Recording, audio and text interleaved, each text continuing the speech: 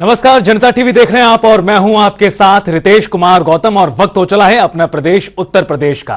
5 राज्यों में विधानसभा चुनावों के नतीजों के बाद यूपी की सियासत गर्मा गई है। कांग्रेस के हाथ से 2 राज्य निकल गए, जबकि सपा को भी कोई सफलता नहीं मिली, जिसके बाद दोनों दलों में आरोप प्रत्यारोप का दौर एक बार फिर शुरू हो गया है। इस सियासी हलचल को लेकर दोनों तरफ से बयानबाजी हो रही है। आपको बता दें कि कल दिल्ली में इंडिया गठबंधन की बैठक बुलाई गई थी। जानकारी के मुताबिक अब यह बैठक टल गई है। जानकारी यह भी मिली कि इस बैठक में अखिलेश यादव शामिल नहीं होने वाले थे। तो वहीं बसपा ने भी चुनाव नतीजों पर शक जाहिर किया है। साथ ही 10 नवंबर को अहम बैठक बुलाई है।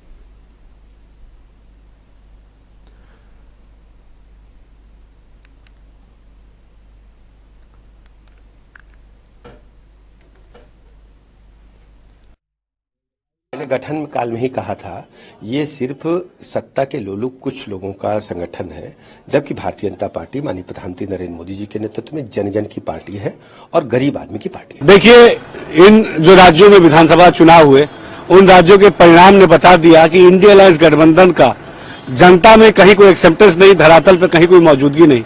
ये केवल हवाई किले, जो इंडिया अलायंस गठबंधन के जो दल थे वो हवाई किले बना रहे थे और जनता ने उन्हें स्वीकार नहीं किया। उन राज्यों में करारी हार के बाद इनको समझ जाना चाहिए कि जनता में हमारी प्रधानमंत्री मोदी जी की गारंटी के प्रति एक विश्वास है।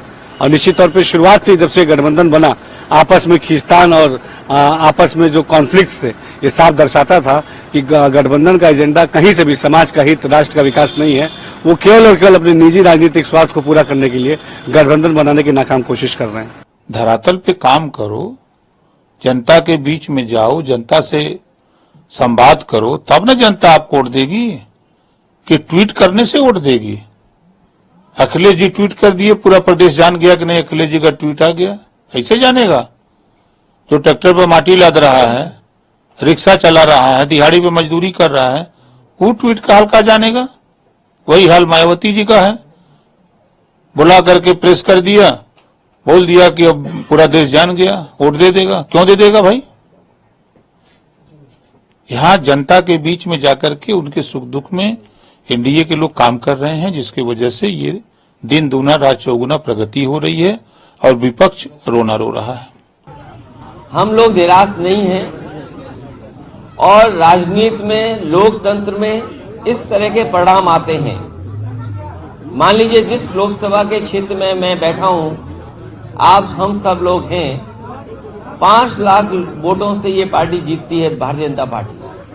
इसका मतलब ये नहीं है कि सबका साथ, सबका विकास और सबका सम्मान हो रहा हो।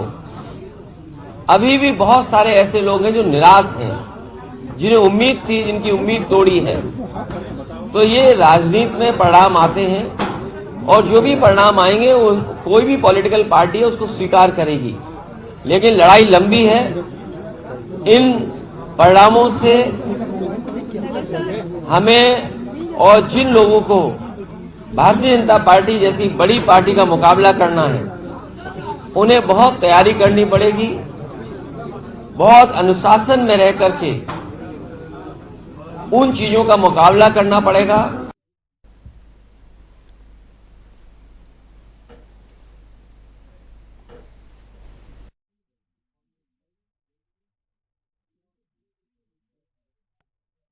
बयान आपने सुने, जिनका कुछ का संदर्भ इंडिया गठबंधन को लेकर है तो कुछ का 2024 के चुनावों को लेकर। लेकिन इसका सीधा असर हुआ है, इन नतीजों का सीधा असर पड़ा है इंडिया गठबंधन पर भी। चूंकि इसका कारण यह है कि कल एक बैठक बुलाई गई थी 6 तारीख को, लेकिन अब खबर यह निकल कर आई है कि दरअसल यह बैठक टल गई है। इसी पर हम ज्यादा बातचीत करेंगे। हमारे साथ 3 खास मेहमान जुड़ गए इस खास कार्यक्रम में। हमारे साथ विवेक श्रीवास्तव जी हैं, भारतीय जनता पार्टी के प्रवक्ता। हमारे साथ समाजवादी पार्टी की ओर से तारिक खान जी हैं और कांग्रेस प्रवक्ता अनिल शर्मा जी हमारे साथ हैं। अनिल शर्मा जी, बातचीत की शुरुआत आप ही के साथ करना चाहेंगे। पहले चुनावों में बड़े बड़े झटके आपको लगे हैं। मध्य प्रदेश में लगा है, छत्तीसगढ़ में लगा है, आपको राजस्थान में झटका लगा है, फिर आप लोगों ने इंडिया गठबंधन की बैठक बुलाई और अब ताजा अपडेट यह है कि ये जो गठबंधन की बैठक होनी थी वो टल गई है। अब एक के बाद एक झटके कांग्रेस पार्टी के लिए और इंडिया अलायंस के लिए अच्छे संकेत तो नहीं है। अनिल शर्मा जी, देखिए, चुनाव के नतीजे इतने खतरनाक भी नहीं है कि एकदम से हताशा हो। 2 राज्यों में सत्ता हमारी गई, लेकिन तीसरे राज्य में सत्ता हमको मिली। उत्तर प्रदेश की तरह ही मध्य प्रदेश बीजेपी के हाथ में। बीजेपी ने कांग्रेस के ग्रुप को तोड़कर जी, मध्य प्रदेश में सरकार बनाई। हालांकि हमको एक उम्मीद थी कि मध्य प्रदेश, लेकिन अनिल शर्मा जी, छत्तीसगढ़, जिस राजस्थान ग्रुप को आप कह रहे हैं कि भारतीय जनता पार्टी ने तोड़कर अपनी तरफ कर लिया, चुनावों से पहले तो आप लोग पलटवार करते थे, कहते थे कि भाई ये तो बढ़िया हुआ, इससे तो पार्टी मजबूत हुई है प्रदेश में। अब आप कह रहे हैं कि तोड़कर बनाई गई है सरकार। मैं क्या कह रहा हूं वो सुनिए आप। पिछली जब सरकार कांग्रेस की थी तो एक गुट को तोड़कर मध्य प्रदेश में सरकार इन लोगों ने बनाई, लेकिन इस बार उम्मीद थी, एक बड़ी उम्मीद थी कांग्रेस को कि हम इस चुनाव को हम लोग जीतेंगे। लेकिन परिस्थितियां कुछ और रही विपरीत, हम चुनाव न जीत पाए। लेकिन इसका मतलब यह नहीं कि हम एकदम हौसले पस्त हो जाएं। ठीक है अनिल शर्मा जी, जी अनिल शर्मा जी, लेकिन आप इस बात का जवाब भी दीजिए, जब आप लोगों ने बैठक बुलाई इंडिया अलायंस की, उसको फिर टालना क्यों पड़ रहा है? इसके पीछे कारण क्या है? क्या जल्दबाजी में कांग्रेस ने इस बैठक को बुला लिया था? और उसके बाद मैं आता हूं तारिक खान साहब के पास।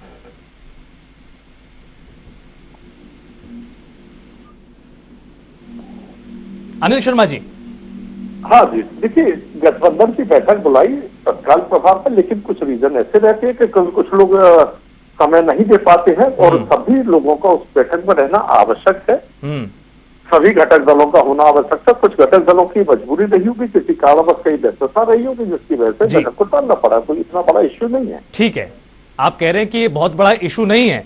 तारिक खान साहब, कांग्रेस पार्टी कह रही है कि बहुत बड़ा इशू नहीं है, कुछ नेताओं की, कुछ दलों की मजबूरी रही होगी कि वो इस बैठक में शामिल नहीं हो सकते थे।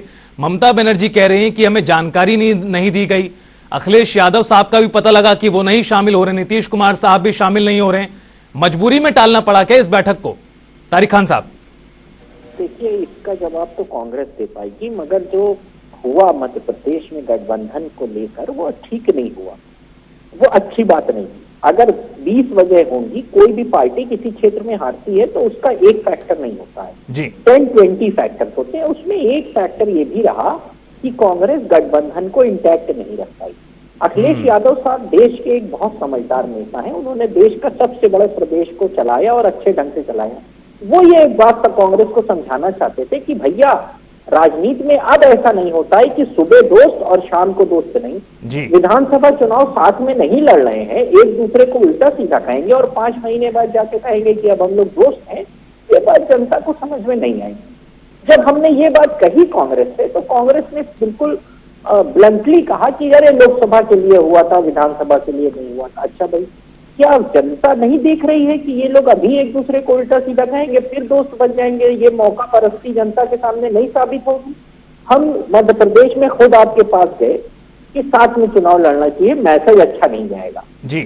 ओवर कॉन्फिडेंट जो मध्य प्रदेश के क्षेत्र के नेता थे वो थे कि हम 200% यहाँ सरकार बना रहे हैं। नतीजा क्या हुआ? फैक्टर बहुत से रहे होंगे हार के, कभी भी किसी एक फैक्टर से कोई भी पार्टी हारती नहीं है, ना ही किसी एक फैक्टर से कोई भी पार्टी जीतती है। अब इनके जितने भी फैक्टर थे उनमें से ये भी एक फैक्टर था और कांग्रेस चीजों को समझ नहीं पाई। स्टेट का कांग्रेस का लीडरशिप और सेंटर का लीडरशिप, इंडिया गठबंधन कमजोर हुआ क्या इन नतीजों से? तारिक खान जी, इंडिया गठबंधन कमजोर हुआ है पहले के मुकाबले नतीजों के बाद? जब आपको अच्छे नतीजे नहीं मिलेंगे तो कमजोरी तो महसूस करनी चाहिए जरूर, ताकि आप स्ट्रेंथ बढ़ाने की तरफ अपने कदम बढ़ा सकें। अगर कमजोरी महसूस नहीं करेंगे तो मजबूती की तरफ बढ़ेंगे कैसे? बिल्कुल। अनिल शर्मा जी हालांकि कह रहे थे कि बड़ा इशू नहीं है। मैं लौटता हूं अनिल शर्मा जी के पास। विवेक श्रीवास्तव जी, भाई आपको तो बेहतर मौका मिल गया, एक तो बहुत शानदार नतीजे आपके पक्ष में आए और अब इंडिया गठबंधन की जो बैठक बुलाई गई थी वो भी टल गई है, आप इसे कैसे देखते हैं? देखिए रितेश जी, कांग्रेस कभी भी गठबंधन को गंभीरता से नहीं लेती।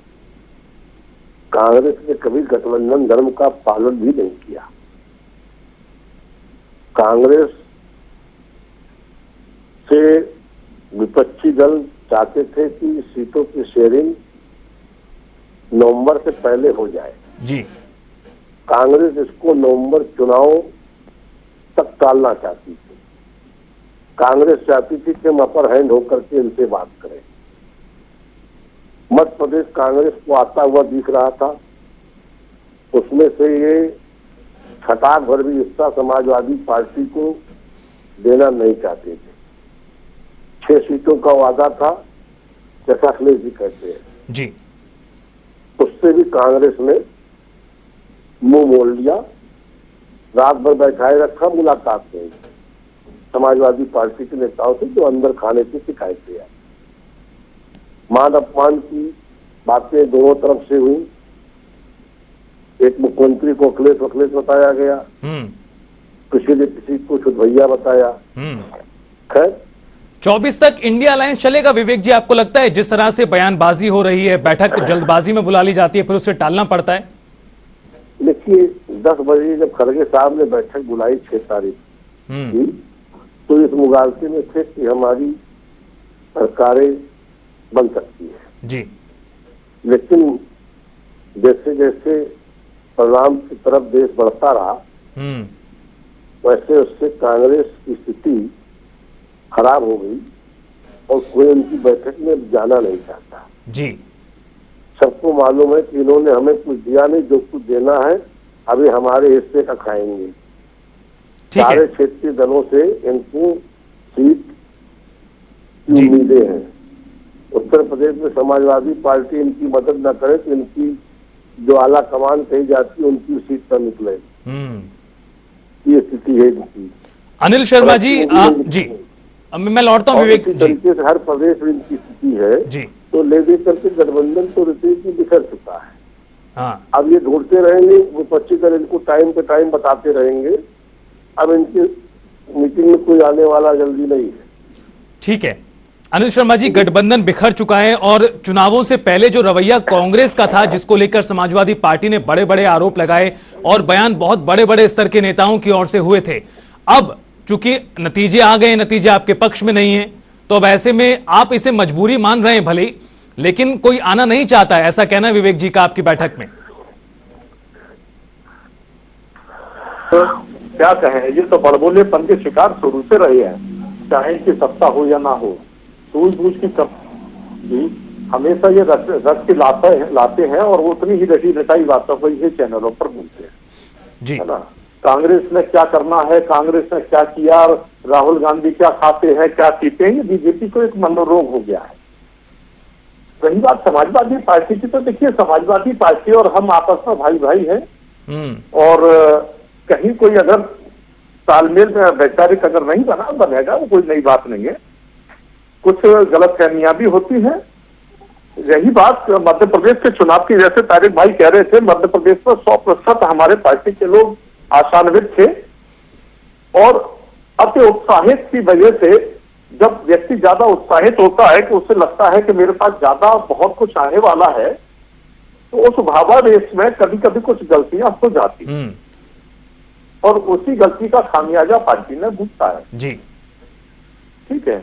रही बात राजस्थान की, अब वोट परसेंटेज पे अगर जाए तो वोट परसेंटेज राजस्थान में बीजेपी को 41.69% पड़ा और कांग्रेस को 39.53।